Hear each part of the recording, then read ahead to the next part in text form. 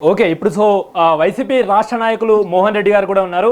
మోహన్ రెడ్డి గారు అసలు ఈ లిక్కర్ స్కామ్‌కి సంబంధించినటువంటి అంశం బయటికి వచ్చినప్పటి నుండి కూడా ఇటు వైసీపీలో ఉన్న ప్రతి కార్యకర్త, ప్రతి నాయకుడు చెప్పే విషయం ఒకటే. ఇది కేవలం రాజకీయ కక్ష సాధింపు మాత్రమే.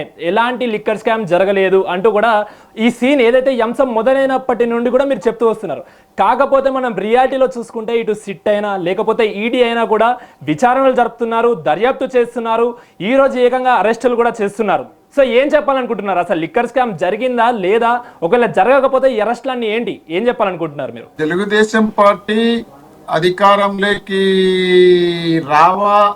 రిజల్ట్ అనౌన్స్ అయినప్పటి నుండి, ప్రమాణ స్వీకారం చేయకముందు నుండి వైఎస్ఆర్ కాంగ్రెస్ పార్టీని ఏ విధంగా తగ్గించాలి, ఏ విధంగా మనం ప్రయోగాలు చేసి తగ్గుతారనే ఉద్దేశంలో భాగంగా వాళ్ళు మూడు పార్టీలు జనసేన, టీడీపీ, బీజేపీ, ఇదిగాక అదనంగా కాంగ్రెస్ పార్టీని కలుపుకొని, ఇదిగాక లాస్ట్కి ఎన్నికల కమిషన్ కలుపుకొని అధికారంలోకి వస్తే 54% ఓట్లతో వాళ్ళు వచ్చినారు. సింగిల్ గా జగన్మోహన్ రెడ్డి గారు 40% ఓట్లతో వచ్చిన తర్వాత వీళ్లకు మింగుడు పడ్డం లేదనమాట.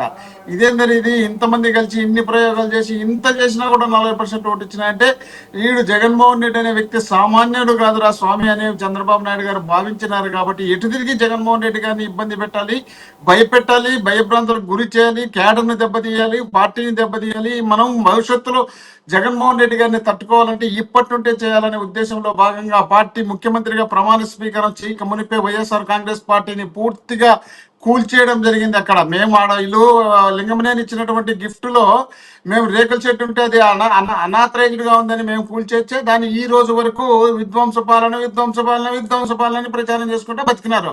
తర్వాత ఈ రోజు జగన్మోహన్ రెడ్డి గారు ముఖ్యమంత్రి దిగిపోతేనే వీళ్ళు బిల్డింగ్ ను కూల్చేసినారు. ఆ విధంగా రాష్ట్రంలో చేయడమే కాకుండా వైఎస్ఆర్ కాంగ్రెస్ పార్టీ కార్యకర్తలు, నాయకులు ఎక్కడ దొరికితే అక్కడ కొట్టడం, నరకడం, చంపడము, కేసులు పెట్టడం, రకరకాల ఇబ్బందులు పెట్టుకుంటా వచ్చినా కూడా వైఎస్ఆర్ కాంగ్రెస్ పార్టీ ఎక్కడే కానీ తగ్గలే. మీరు ఎంతమందిని చంపుకుంటారో, ఎన్ని కేసులు పెట్టుకుంటారో, ఎంత ఇబ్బంది పెడతారో మీ ఇష్టం వచ్చింది చేసుకోండి.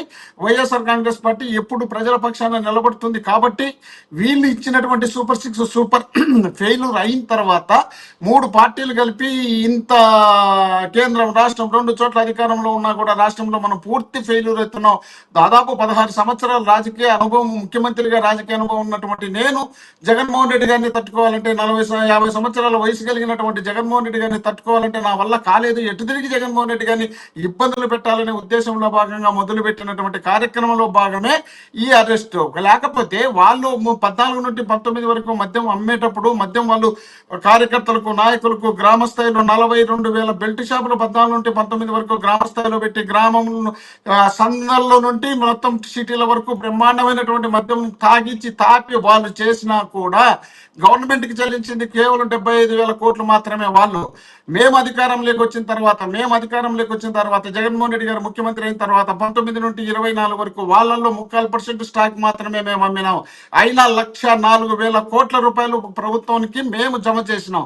అంటే వాళ్లకు మాకు దాదాపు 25,004 కోట్లు డిఫరెన్స్ ఉంది. అంటే అంత డిఫరెన్స్ తో మేము వాళ్ళు బిజినెస్ జరిగిందంటే మద్యము అంటే అప్పుడు ఎక్కడ అక్రమం జరిగింది, ఎక్కడ న్యాయం జరిగింది, ఎక్కడ దోపిడీ జరిగింది? అప్పుడే చంద్రబాబు నాయుడు గారు 25,000 కోట్లు మద్యంలో అక్రమంగా సంపాదించుకున్నారని దాని మీద కేసు నడిచేటప్పుడు స్టే తెచ్చుకున్నటువంటి చంద్రబాబు నాయుడు గారు దాన్ని మార్చిపోవడంతో పాటు ఇప్పుడు ప్రస్తుత పరిస్థితుల్లో గ్రామ స్థాయి నుండి ఆ రోజు 42,000 బెల్ట్ షాపులు నుండి జగన్మోహన్ రెడ్డి గారు ముఖ్యమంత్రి అయిన తర్వాత బెల్ట్ షాపులు రద్దు చేస్తే ఈ రోజు మళ్ళీ గ్రామ స్థాయి నుండి దాదాపు 175,000 బెల్ట్ షాపులు పెట్టి గ్రామాల్లో ఉన్నటువంటి వృద్ధులకు, వితంతులకు, ముసలులకు, ముతకలకు, పిల్లలకు అందరికీ తాపి రాష్ట్రాన్ని భ్రష్టు పట్టించి వాళ్ళ రక్తాన్ని పీల్చి తాగుతున్నారు. ఈ తాగడంలో బ్రహ్మాండమైనటువంటి సంపాదించుకోవడంతో పాటు వీళ్ళు గవర్నమెంట్ మేము తయారు చేసిన మందు మేము తీసుకొచ్చి మేము అమ్మించే డిస్టిలరీ ద్వారా వీళ్ళు ఏం చేస్తున్నారంటే వీళ్ళ నాయకులకే, వీళ్ళ ఎమ్మెల్యేలకే, వీళ్ళ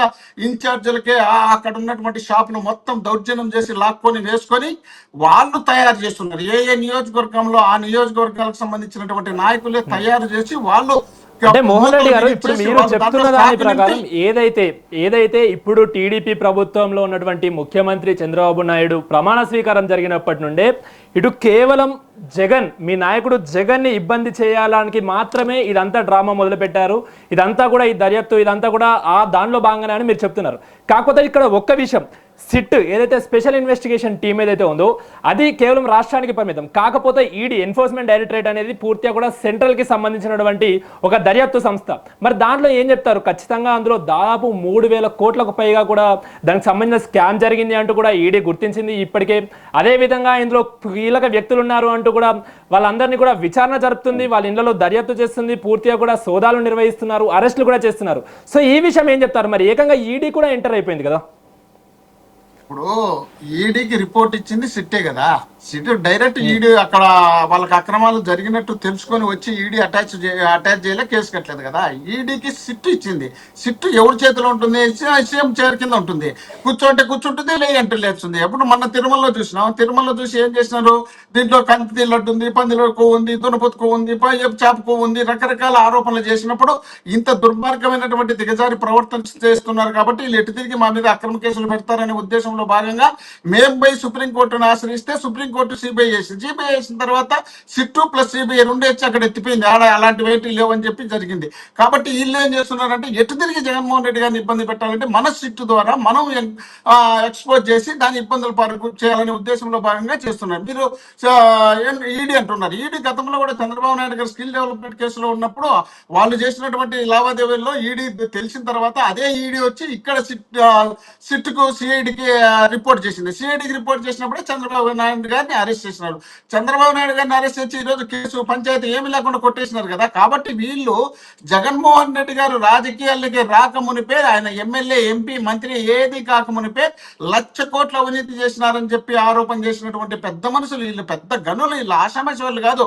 రాష్ట్రంలో కాంగ్రెస్ పార్టీకి తెలుగుదేశం పార్టీకి పూర్తి వైరమని పార్టీ ఆవిర్భవిస్తే అదే పార్టీకి సంబంధించిన కాంగ్రెస్ పార్టీ కేంద్ర మంత్రుల దగ్గరికి పోయి వాళ్ళ కాళ్ళు పట్టుకొని వాళ్ళతో మా మీద కేసు మోపించి మమ్మల్ని వాళ్ళు తెలుగుదేశం పార్టీ కాంగ్రెస్ పార్టీకి సంబంధించినటువంటి ప్రజాప్రతినిధులు శంకర్రావు ఎర్రంనాయుడు గారు ఇద్దరు కలిసి జగన్మోహన్ రెడ్డి గారి మీద కేసు పెట్టి ఆయన్ని అరెస్ట్ చేసి 16 నెలలు జైల్లో పెట్టి ఇంతవరకు తేల్చింది ఏదీ లేదు. కాబట్టి వీళ్ళు కేవలం మా పార్టీని ఉన్నటువంటి ఇమేజ్ ను డ్యామేజ్ చేయాలనే ఉద్దేశంలో భాగంగా వీళ్ళు చేస్తున్నటువంటి అన్యాయాలు, అక్రమాలు, వీళ్ళు చేసినటువంటి ఉచిత వాగ్దానాలు ఏవి అమలు కాకపోతే మేము ఎక్కడికక్కడ పోరాటాలు చేస్తుంటే ఈ పోరాటంలో భాగంగా వీళ్ళు తట్టుకోలేని పరిస్థితులు ఉంటే జనం నుండి విపరీతమైనటువంటి స్పందన వస్తుంటే ఆ స్పందన రేపు కూడా మళ్ళీ మాకు ప్రతి నియోజకవర్గంలో ర్యాలీలు ఉన్నాయి. వీళ్ళు 2 ఏళ్ళు వెన్నుపోటు పైన ఉంది కాబట్టి ఇలాంటివన్నీ కనపడకుండా చేయాలంటే రేపు మాది బ్రహ్మాండమైన ర్యాలీ ఉంది రాష్ట్ర వ్యాప్తంగా.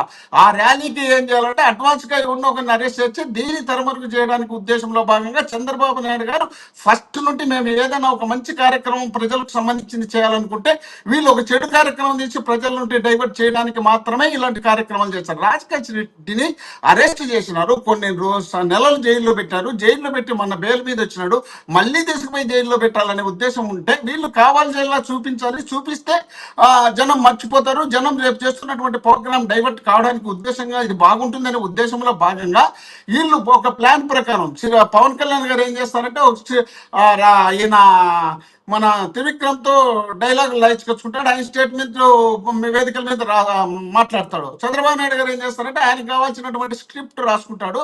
అది ఎప్పుడెప్పుడు వైఎస్ఆర్సీపీ సీరియస్ గా ముందుకు వస్తుంది.